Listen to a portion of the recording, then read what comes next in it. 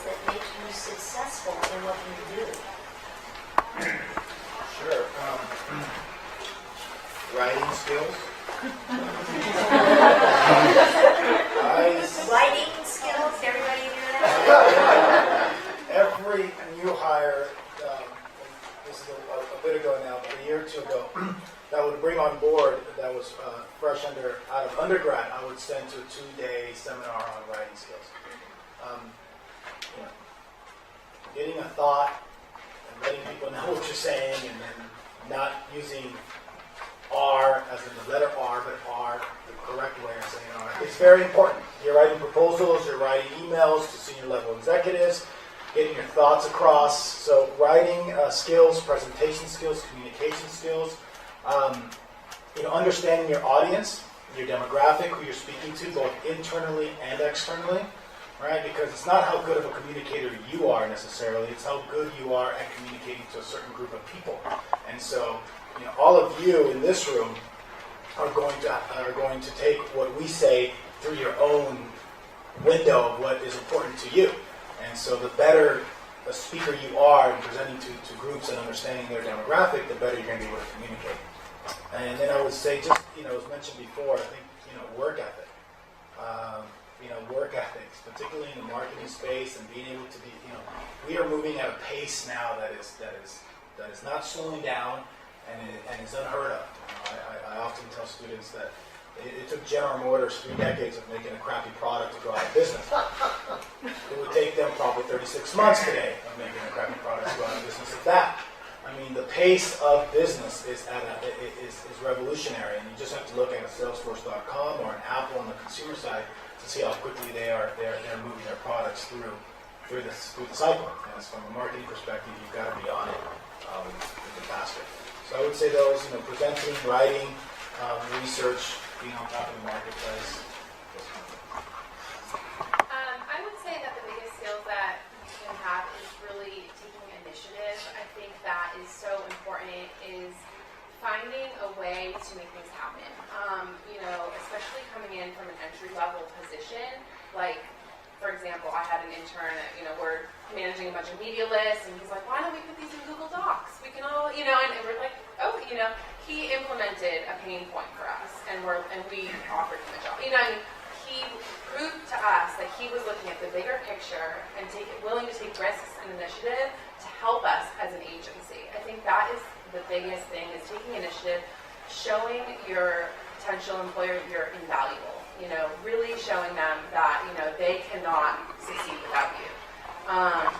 Taking risks is really important, following your intuition. I also feel in the public relations sector, and I tell this to all my interns coming in, you just have it. When you just have it, and I can see it in potential candidates. And, you're reading an article and you're looking for your client. It's always in the top of mind. You're always looking for your client.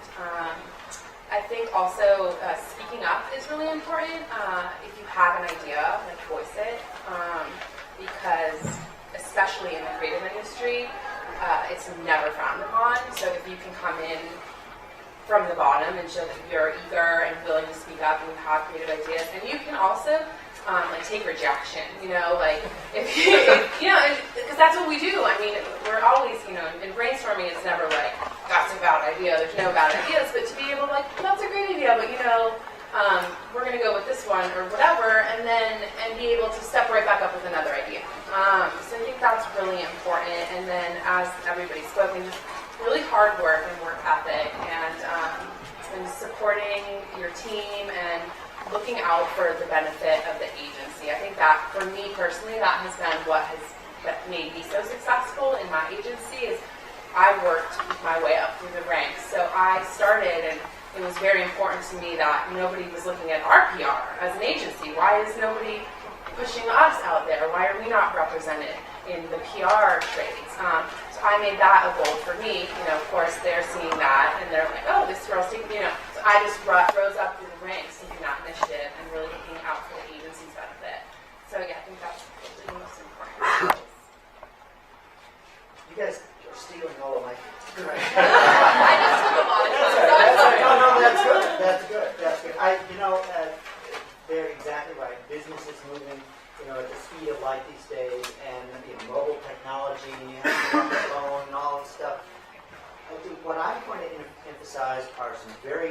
school skill sets.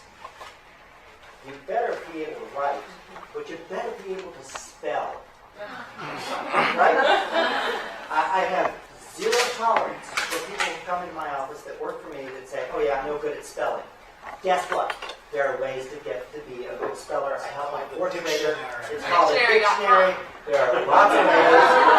I quiz my daughter, my fourth grader, on her spelling words every week, and you can do the same. I have zero tolerance for somebody that says, oh, I'm no good at names.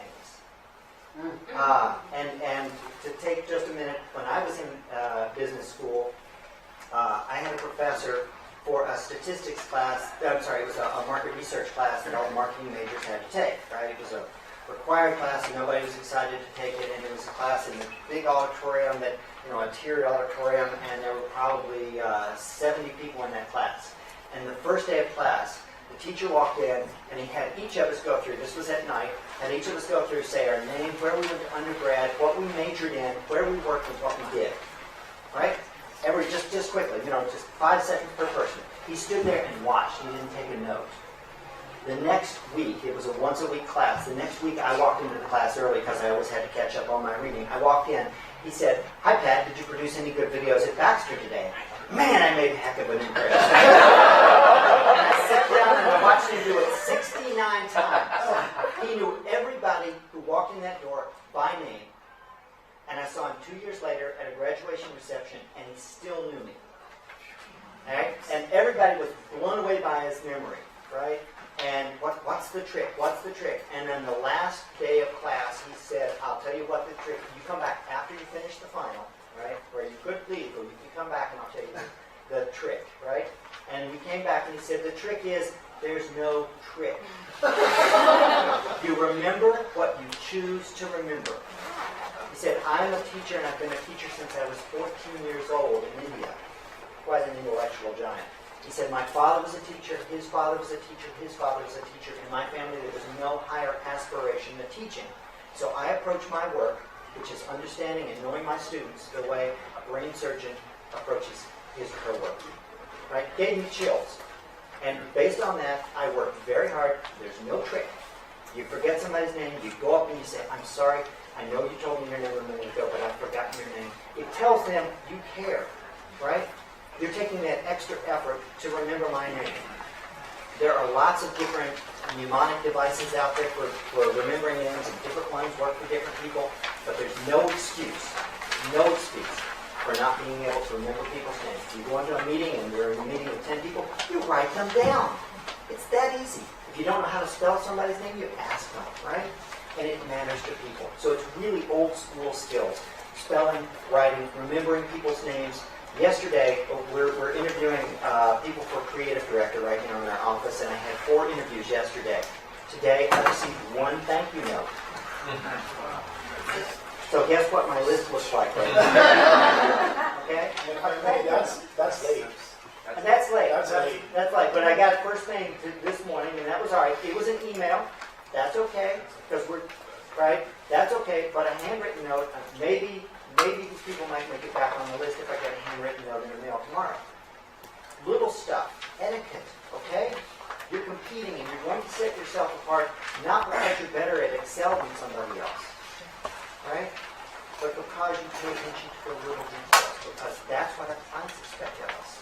I just want to add a point because you are marketing yourself. I mean, if we don't think that you can present yourself, we're not really going to trust you with our clients, So I think that's so important. Well, one of the biggest things that I think we should be able to do is just be flexible and be open to new ideas, be open to failing if that's the case. But as long as you're putting all you have out there, then I think something good will happen. One of the biggest things that I've learned is just communicate, whether it's giving bad news, whether it's just like, I don't know how to do this, please tell me how to do this, or teach me. I think you just need to be very open with the people you work with, your clients, to make sure that no matter what, everyone's on the same page. And if you do communicate properly, you will see that you do, start moving up in the company just because people get to know you and get to know what you can do and how your mind works and what you want to do. So, be open and communicate. And Thea, I think you started this this question and answer part, so we'll ask you to summarize again. So, the skills that you've articulated are very helpful, and I hope everybody took notes, particularly on the thank you note part, which is a particular valuable one.